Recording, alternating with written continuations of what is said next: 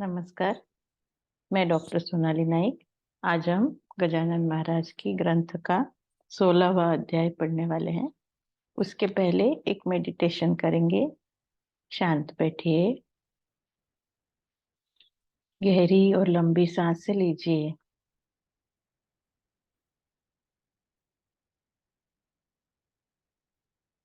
आज्ञा चक्र पर ध्यान केंद्रित करिए। देखिए कि आप एक बहुत शांत और प्रसन्न जगह पर बैठे हैं। समंदर का किनारा है। लहरों की मधुर आवाज आपके कानों पर गूंज रही है। शीतल पवन बह रही है। आप बहुत शांत हो, प्रसन्न हो, प्रभु श्री राम का ध्यान कर रहे हो। साक्षात प्रभु श्री राम आपके समक्ष खड़े हैं। प्रभु को देखकर आप आनंदित होते हो, पुलकित होते हो, नतमस्तक होते हो। प्रभु ने आपको आशीर्वाद दिया है कि आप शारीरिक रूप से संपूर्ण स्वस्थ हो, मानसिक रूप से संपूर्ण सुदृढ़ हो, ऐहिक रूप से संपूर्ण सफल हो, सामाजिक रूप से संपूर्ण कार्यरत हो। प्रभु के इस आशीर्वाद को पाकर आप आनंदित होते हो, पुलकित होते हो। प्रभु की शक्ति का कवच आपके इर्द गिर्द सदैव बना रहता है। इस कवच के भीतर आप सदैव सुरक्षित, सदैव स्वस्थ, सदैव सुखी, सदैव समाधानी रहते हो। इसी के कारण आपका जीवन विलक्षण माधुर्य, अलौकिक उल्लास, अभूतपूर्व आनंद से भरपूर है। अनुभव लीजिए, धन्यवाद कीजिए। धीरे धीरे आंखें खोलिए। जय गजानन।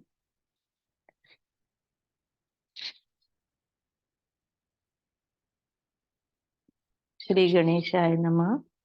जय जय हे परशुधर, हे जमदग्नि के कुमर।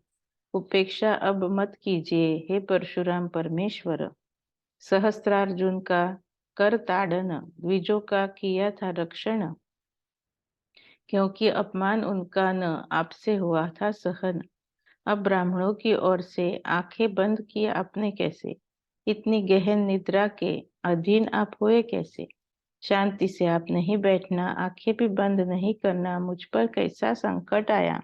श्री हरि, आप देखिए ना, आपकी सिफारिश के बिना कोई कार्य हो सकता ना। आर्य संस्कृति की रक्षा अन्य कोई कर सकता ना। गजानन माया अघटित, समझा न कोई उसका अंत। मुंडगांव में था महाराज का एक पुंडलिक नाम का भक्त। महाराज पर श्रद्धा पूरी, शेगांव की करता वारी। सदैव भक्ति करता रहता, भक्ति में एकाग्रता भारी। ठकुराइन उसी गांव की एक भागाबाई नाम की, किसी एक व्यक्ति पर निष्ठा कभी नहीं टिकती उसकी। वह बहुत धार्मिक थी, दंभ का बाजार भरती थी। उस बाजार में भोले नर नारियों को ठगती थी। पुंडलिक से बोली, एक बार जन्म तेरा गया बेकार, किसी को गुरु बनाने का तूने नहीं किया विचार। गजानन की वारी करता, उसे ही सद्गुरु मानता। उसने कान में मंत्र कभी दिया है क्या, मुझे बता।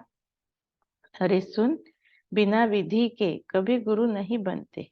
शेगांव के गजानन में तो पागल के ही लक्षण दिखते। तेरा बुखार ठीक हो गया तो उसे ही गुरु मान लिया। काकतालीन न्याय पर तूने विश्वास कर लिया। गिन गिन गणा तब बोले भजन, पागल के जैसा आचरण।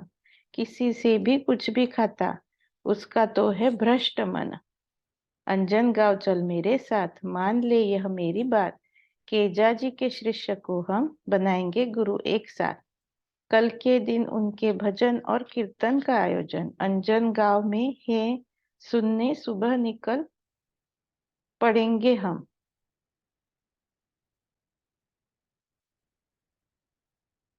गुरु चाहिए महाज्ञानी, चातुर्य शास्त्र चिंतामणि। भक्ति पंथ दिखाने वाला और चाहिए ज्ञानदानी। गजानन में है नहीं इनमें से लक्षण एक भी, इसलिए कहती अंजन गांव को चल पड़ेंगे हम अभी। यह भोकरे पुंडलिक मन से अति था भाविक। भागी के भाषण से उसका चित्त हुआ विचलित। उसने कुछ विचार किया, कीर्तन सुनना तय किया।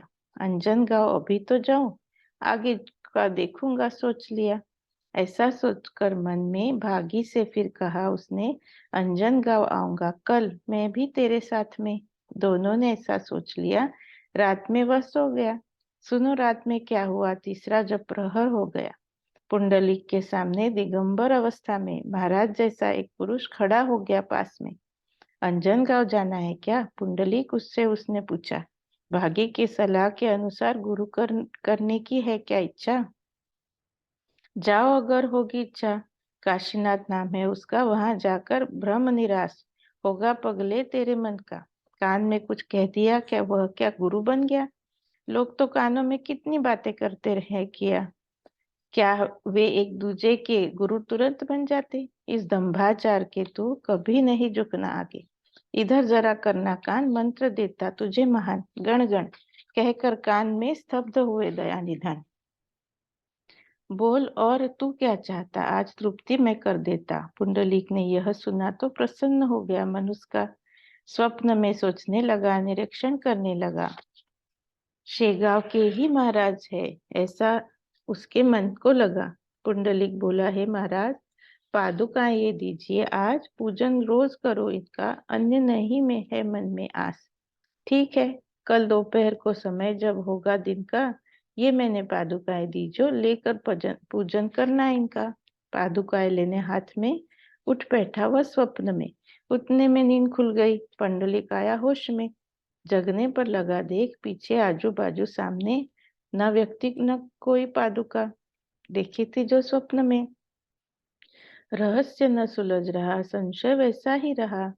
बोला, महाराज का वचन असत्य कभी नहीं रहा। दर्शन मुझे उन्होंने आकर दिए स्वप्न में। बाकी ठकुराइन कैसी है बताया स्पष्ट शब्दों में। वैसे ही कल दोपहर पादुकाओं का पूजन कर, ऐसा कहा महाराज ने, क्या समझू मैं उसका सार। नई बनाकर पादुका पूजन शुरू करूं उनका, समझ में नहीं आ रहा विचार क्या है उनके मन का। पादुकाएं केवल चरणों की मैंने उनसे मांगी थी, फिर नहीं खरीदना क्यों, मुझे उन्होंने वे जो दी थी। मन में ऐसा सोच रहा था, अनेक तर्क कर रहा था, तभी भागी वहां आ गई। पुंडलिक को ले जाना था। बोली, अंजनगांव चलना, आज हमें गुरु है करना। सूर्योदय के प्रकाश से रास्ता शुरू हुआ दिखना। पुंडलिक बोला, भागाबाई, आऊंगा अंजनगांव नहीं, मर्जी हो तो निकल जाना, मुझे तो है आना नहीं। गुरु मानता हूँ मैं तो केवल गजानन महाराज को, निश्चय पक्का किया मैंने, कभी भी ना छोड़ू उनको। यह सुनकर भागाबाई अंजनगांव चली गई। सुनिए मुंडगांव में घटना फिर क्या हुई। एक झामसिंह राजपूत था। उसने सोचा दर्शन का, 2 दिन पहले मुंडगांव से शेगांव पहुंच गया था। वापस वह मुंडगांव को लौटने जो लगा तो आदेश कुछ महाराज ने दिया बाड़ा भाव को, पुंडलिक के लिए ये पादुकाएं दे दो उसे। महाराज के आदेश का पालन की उसने किया। झट से पादुकाएं ली हाथ में। झामसिंह से कहा बाद में, पुंडलिक भोकरे एक जो है तुम्हारे गांव में, जाकर ये देना उसको पूजन अर्चन करने को। पादुकाएं ली उसने, सुन बाड़ा भाव के वचन को। पहुंचा जब वह गांव में, मिला पुंडलिक रास्ते में। पूछने लगा महाराज के क्षेम कुशल के बारे में। मेरे लिए कुछ प्रसाद दिया है क्या आपके पास। यह सुन झामसिंह को आश्चर्य ही हुआ खास। पुंडलिक को लिए साथ में झामसिंह पहुंचा घर में। प्रश्न उसे किया कि ऐसा क्यों पूछा तुमने। पुंडलिक ने स्वप्न की बात उसे कथन की। सुनने पर नष्ट हुई भ्रांति झामसिंह की। पादुकाएं निकाल ली, पुंडलिक के हाथ में दी। वही पादुकाएं है, देखो उसके घर में आज भी। पूजन किया पुंडलिक ने उस दिन दोपहर में। प्रसाद रूप पादुकाओं का भक्ति भाव था मन में। ऐसे होते सच्चे संत, जो होते हैं उनके भक्त, उन्हें गलत रास्ते कभी जाने न देते। कृपावंत भक्तों के पूर्ण मनोरथ करते थे गजानन संत। इस कथा से समझ जाओगे। सुनिए श्रोताओं, एक चित्त। कंवर राजा राम नाम का वाजसनीय ब्राह्मण था। वह अकोले में व्यवसाय करता था सराफी का। यह राजा राम कंवर सोने चांदी का व्यापार कर बन गया था अकोले में मध्यम स्तर का साहूकार। राजा राम कंवर भक्त महाराज का था अत्यंत, अतः उसकी संतति भी महाराज में होती थी रत। लव और कुश के जैसे इस राजा राम कंवर के दो आत्मज गुणवान थे। गोपाल त्र्यंबक नाम उनके। त्र्यंबक कनिष्ठ पुत्र था, वह बाहु कहलाता था। हैदराबाद जाकर वहां डॉक्टरी विद्या पढ़ता था। भगवान भक्ति सदा ही करता था भाव बचपन से ही। चर्चा यह त्र्यंबक की है, बात यह भूलिए नहीं। अगर कोई संकट आता तो महाराज का स्मरण करता। मूसा नदी के किनारे भागा नगरी में था रहता। भाव ऐसा भक्तिमान, भगवान का सदैव ध्यान। उसके दैवत थे शेगांव के गजानन संत महान। छुट्टी में जब आया घर को, इच्छा हो गई उसके मन को, शेगांव पहुंचकर खाना खिलाऊं मैं महाराज को। चीजें उनके पसंद की, इच्छा है ले जाने की। सोच में पड़ा हूँ कैसी व्यवस्था होगी इसकी। भाव बोला, हे गुरु बताइए मैं क्या करूं। शांत हुई माँ, जब मेरा बचपन ही था हुआ शुरू। आप अपना घर घर पर कोई न लगता। एक भाई की है कांता, नाम जिसका है नानी। स्वभाव अति तेज है उसका। मन में ऐसे मन में है ऐसी आस, भोजन तैयार करूं खास। ऐसे व्यंजन बनाकर आपको जो आते रास। भाकरी हो ज्वारी की, कांदा भाजी अंबाड़ी की। आपके लिए ले आओ गर्म बेसन हरी मिर्च। इतना सब बनाने को कैसे कहूँ मैं नानी को। माता ही एकमात्र स्थान योग्य है जिद करने को। भाव शांत बैठकर रहा था कुछ विचार कर। उतने में नानी वहां कुछ काम से पहुंची आकर। नानी पूछे देवर को, किसकी चिंता है आपको, मुखश्री इतना म्लान आज वो आपकी हुई है क्यों। भाव की निकली नम्र वाणी, आपको क्या कहूँ भाभी, इस समय मेरे मन में विचार चल रहे हैं जो भी पूर्ण अधिकार के बिना मनोरथ पूर्ण होते ना। अतः आपको भी ये सब बताकर है क्या करना। नानी ने फिर दिया उत्तर, देखो तो सही बोलकर, मुझसे संकोच होना क्यों। आप तो मेरे छोटे देवर, बड़ा भाई पिता समान, उसकी पत्नी माता समान मानी है जानी। चाहिए इस बात को रखना ध्यान। यह सुनकर वह खुश हुआ, नानी को सब बता दिया। नानी, आज मेरे मन में विचार एक ऐसा आया, महाराज की रुचि देखकर सारे व्यंजन तैयार कर महाराज को खिलाने हेतु जाओ शेगांव में लेकर। अगर आप तैयारी करोगी, पुण्य की हकदार बनोगी। इस प्रकार मेरे मन की इच्छाएं भी पूर्ण होगी। ऐसा उसका सुन उत्तर नानी उसे बोली हंसकर, इतनी सी बात के लिए क्यों बैठे हो संचित होकर। बोलो क्या तैयार करना, मुझे स्पष्ट उत्तर देना। श्री गजानन कृपा से अपने घर में कुछ कमी है ना। फिर भाव ने चीजें सारी अपनी भाभी को बताई। वह भी खुशी खुशी फिर रसोई में जुट गई। भाकरी भाजी बेसन और हरी मिर्ची अंजलि भर अपने देवर के सामने उसने रख दी लाकर। भाकरी 3, प्याज 3, साथ में चने का बेसन। फिर हर एक भाकरी को ऊपर से लगाया मक्खन। नानी बोले देवर को, जाओ अब शेगांव को, बहुत थोड़ा समय अब बचा है गाड़ी छूटने को। गाड़ी निकल जो जाएगी, तैयारी बेकार जाएगी। भोजन समय पर पहुंचने से ही चीजें काम आएगी। बात नानी की सुनकर भाव निकल पड़ा सत्वर। अपने पिताजी की आज्ञा ली, पहुंच गया स्टेशन पर। दुर्भाग्य से गाड़ी 12 की थी स्टेशन से निकल चुकी। खूब शोकाकुल हो गई चित्तवृत्ति भाव की। भाव रुआसा हो गया, आंखों में पानी भर आया। बोला, महाराज मुझसे क्यों आपने मुंह मोड़ लिया। मैं बहुत ही हीन दीन, मुझसे क्या होगा पुण्य।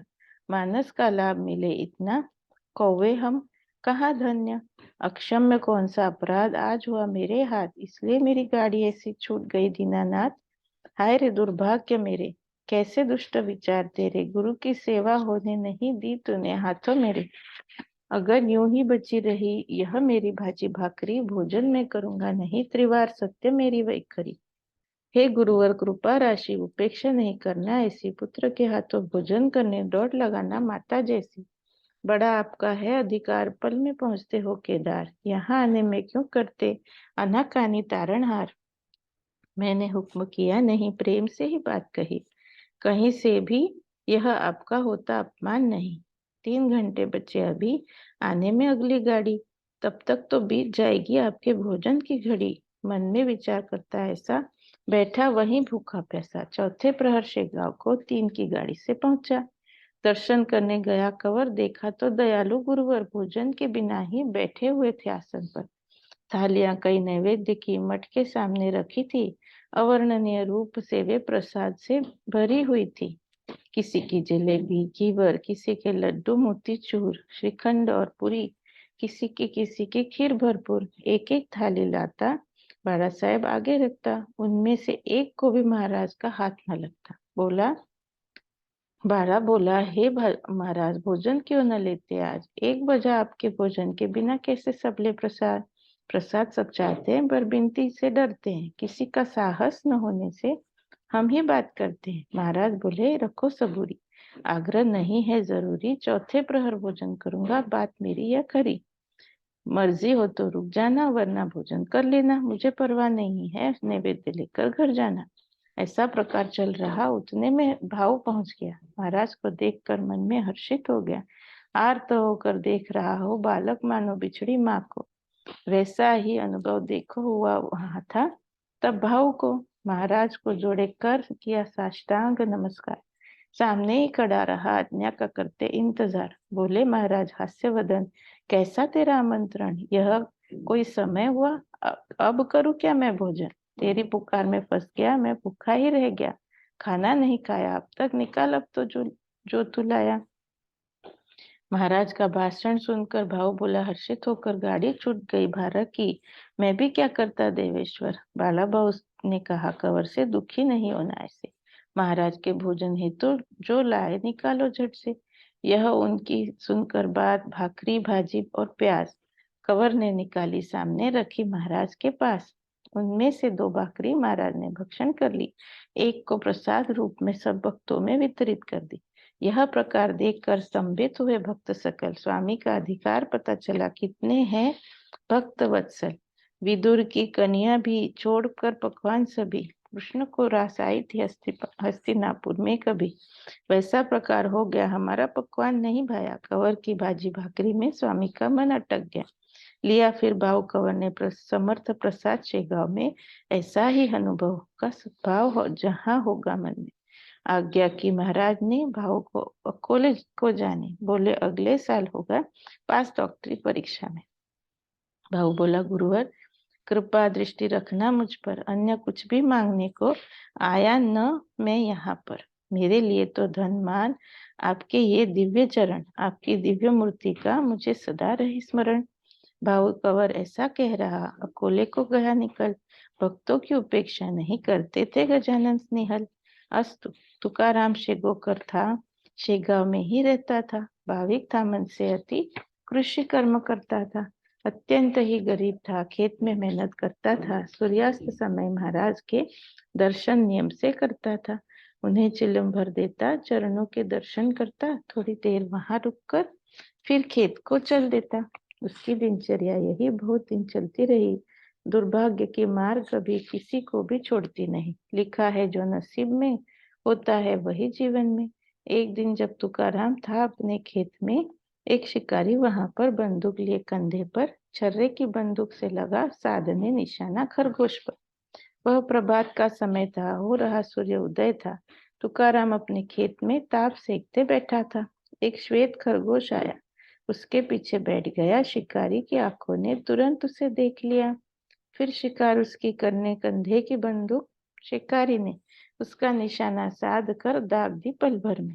खरगोश तो मर गया, पर एक छर्रा लग गया। उस तुकाराम माली के कान के पीछे घुस गया। छर्रा आया वेग में, गुस्सा सीधा मस्तक में। डॉक्टर सारे असफल हुए उसके इलाज में। छर्रा उन डॉक्टरों से निकला न लाख प्रयत्न से। तुकाराम को दर्द खूब होने लगा उस छर्रे से, वेदना दिन रात होती, नींद जरा भी ना आती, मन्नतें कितनी ही मानी, दर्द से मिली न मुक्ति। ऐसी भी स्थिति में नित्य आता था वह मठ में। एक इलाज उसे बताया समर्थ के एक भक्त ने, डॉक्टर वैद्य छोड़ देना, महाराज की सेवा बिना इस दुनिया में उत्तम इलाज कोई है भी ना, उनकी कृपा होने से मुक्ति मिलेगी दर्द से। इस मठ को हर तरफ से साफ रखना आज से, तेरे हाथों सेवा होगी, पुण्य की भी प्राप्ति होगी, महाराज की कृपा हो तो तकलीफ से मुक्ति होगी।